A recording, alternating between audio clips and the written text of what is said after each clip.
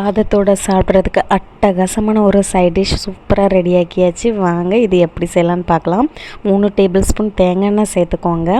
அரை முடி தேங்காய் சேர்த்துக்கோங்க. இப்போ 5 பல் பூண்டு சேர்த்துக்கோங்க.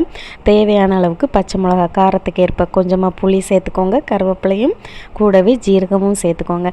இப்போ துவையலுக்கு தேவையான அளவு உப்பு சேர்த்துக்கோங்க. இதை இப்போ நல்லாவே வறுத்து விட்டுக்கோங்க மீடியம் ஃப்ளேமில் வச்சு.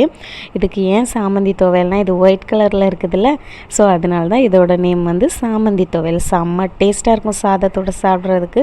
கண்டிப்பாக ட்ரை பண்ணுங்கள். இப்போ பாருங்கள், இது நல்லாவே வறுபட்டுடுச்சு. இதை இப்போ ஆற விட்டுட்டு மிக்ஸி ஜாரில் மாற்றிக்கோங்க. மாற்றிட்டு தேவையான அளவு தண்ணி சேர்த்துட்டு இதை நல்லா கட்டியாக அரைச்சி எடுத்துக்கோங்க. தண்ணி சேர்த்து ரொம்ப தண்ணி ஆகிடாமல். பாருங்கள், இதுதான் பக்குவம்.